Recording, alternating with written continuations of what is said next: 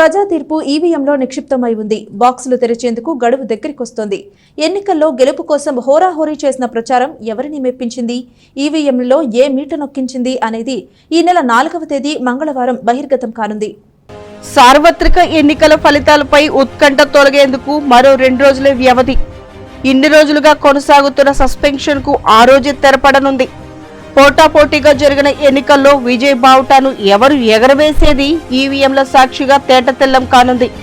ఇన్నాళ్లు జరిగిన వాదోపవాదాలు, సవాళ్లు, ప్రతి సవాళ్లకు ఫుల్ స్టాప్ పడనుంది. ముఖ్యంగా చైతన్యవంతమైన తెనాలి నియోజకవర్గంలో ఫలితంపై రాజకీయ వర్గాలు ఎంతో ఆసక్తిగా ఉన్న విషయం తెలిసిందే. ఇక్కడ ఫలితానికి అనుగుణంగానే రాష్ట్ర వ్యాప్తంగా విజేతలు ఎన్నికలవుతుండటం ఆనవాయితీ. సార్వత్రిక ఎన్నికల ఓట్ల లెక్కింపు ఈ నెల 4వ తేదీ జరగనుంది. గుంటూరు పార్లమెంటు నియోజకవర్గంలో భాగమైన తెనాలి నియోజకవర్గ ఓట్ల లెక్కింపు ఆచార్య నాగార్జున యూనివర్సిటీలోనే నిర్వహిస్తారు. ఓట్ల లెక్కింపుకు అధికార యంత్రాంగం సిద్ధమవుతోంది. 273 పోలింగ్ కేంద్రాలున్న తెనాలి నియోజకవర్గం ఓట్ల లెక్కింపుకు 20 రౌండ్లు పడుతుంది.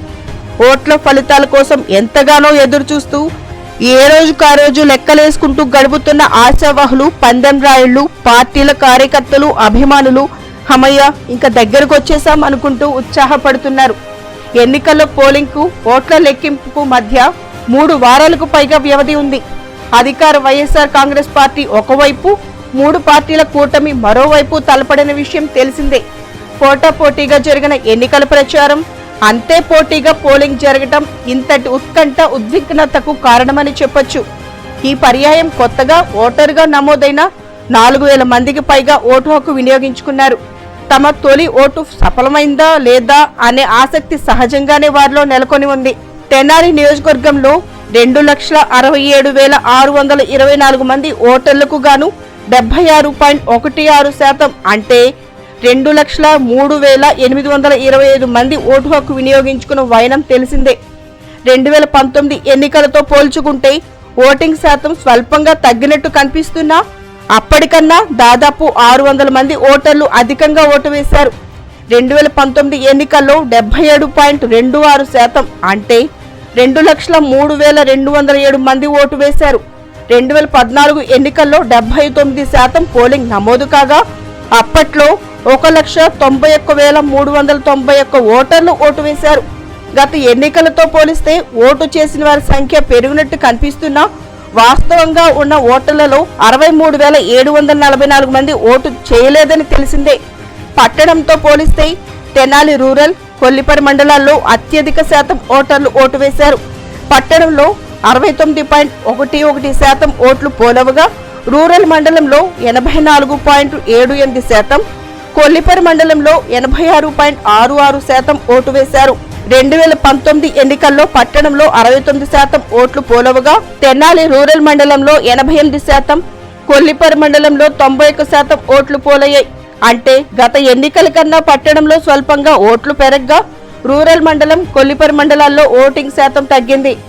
పోలింగ్ సరళి రాష్ట్రంలో అధికార పార్టీకే అవకాశం ఉన్న సంకేతాలనిచ్చింది. గత ఎన్నికల్లో గెలిచిన దగ్గర నుంచి అన్నాబత్తుని శివకుమార్ నిత్యం ప్రజల్లోనే ఉంటూ వచ్చారు. ప్రభుత్వం అమల్లోకి తీసుకొచ్చిన సంక్షేమ పథకాల లబ్ధిని నియోజకవర్గంలో గరిష్టంగా అందించారు. 5 ఏళ్లలో 1,800 కోట్ల సంక్షేమాన్ని నేరుగా పేద, మధ్యతరగతి ప్రజల ఖాతాల్లో జమ చేయించారు. పేదలకు ఇళ్ల స్థలాల పథకంలో 27,000 మంది పేదలకు ఇళ్ల స్థలాల పట్టాలను ఇవ్వటం మరో రికార్డు. గడప గడపకు మన ప్రభుత్వం కార్యక్రమంలో దాదాపు 20 నెలల పాటు ప్రతి ఇంటి తలుపు తట్టారు. ఆప్యాయంగా పలకరించి అందిన సంక్షేమాన్ని చెప్పారు. ఇతర సమస్యలను ఆరా తీశారు. కరోనా రోజుల్లో బాధితులకు అందించిన సేవలు, ప్రజల కష్ట సుఖాల్లో పాలు పంచుకోవటం తన గెలుపునకు కలిసొస్తాయనేది శివకుమార్ ధీమా. ఇందుకు తగ్గట్టుగానే పోలింగ్ సరళి కనిపించడంతో విజయంపై ధీమాతో ఉన్నారు. కూటమి అభ్యర్థిగా పోటీ చేసిన జనసేన పీఏసీ చైర్మన్ నాదెండ్ల మనోహర్ వ్యవహార శైలి నామినేషన్ దాఖలకు ముందు నుంచి గెలిచేసినట్టే ఉందని కార్యకర్తలు చెప్పుకున్నారు. ఆయన సతీమణి నాదెండ్ల మనోహరం వైఖరి కూడా ఇందుకు తగ్గట్టే ఉందంటున్నారు. ఇద్దరు కూడా ఎన్నికల్లో గెలిచేశామని, అధికారం తమదేనని అవకాశం వచ్చిన చోటల్లా అతిశయం ప్రదర్శించారు. వాస్తవానికి 10 ఏళ్లు అధికారంలో ఉన్న నాదెండ్ల మనోహర్ 2014లో కాంగ్రెస్ తరపున, 2019లో జనసేన తరపున పోటీ చేసి ఆయా ఎన్నికల్లో ఓటమి తర్వాత స్థానికంగా అందుబాటులో లేరు. కరోనా టైంలోనూ తెనాలి ఎలా ఉందని చూసింది లేదంటూ అధికార పార్టీ అభ్యర్థి అర్నాబత్తుని శివకుమార్ ఎన్నికల ప్రచారంలో ఊరువాడ చాటిన విషయం తెలిసిందే. మళ్లీ 2024 ఎన్నికలకు 2 నెలల ముందు వచ్చి పోటీ చేయటం పైన ఆయన విమర్శలు గుప్పించారు. ప్రజలకు అందుబాటులో ఉండని ప్రతిపక్ష కూటమి అభ్యర్థి ప్రతికూల వైఖరి కూడా తమకు కలిసొస్తుందని వైఎస్ఆర్సీపీ వర్గాలు ధీమాగా ఉన్నాయి. మెజార్టీ సర్వేలు సైతం ఇదే విషయాన్ని వెల్లడిస్తున్నాయంటూ గుర్తు చేస్తున్నారు.